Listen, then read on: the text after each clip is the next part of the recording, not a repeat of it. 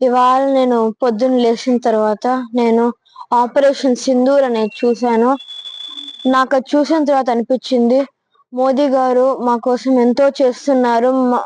మా కోసం మళ్ళీ ఇంకా వాళ్ళ పేరెంట్స్ ని కోల్పోయిన ఇంకో 27 ఫ్యామిలీస్ కోసం నాకు అనిపిస్తూ ఉంది ఇంక మన భారత్ లో ఇంకో టెర్రర్ అటాక్ జరగదేమో అని. ఆయన మనల్ని ఇంత బాగా టేక్ కేర్ చేస్తున్నారు. ఇంకా ఇది జస్ట్ ఆయన బిగినింగ్ స్టెప్. ఆయన ఇంకా మన కోసం చాలా చేస్తాడు అనే కాన్ఫిడెన్స్ వచ్చింది నాకు. ఇంకా కొంచెం కూడా భయం లేదు. మాకు జరిగినట్టు వేరే ఫ్యామిలీస్ జరగకుండా ఆయన ఇంకా చూసుకుంటారు.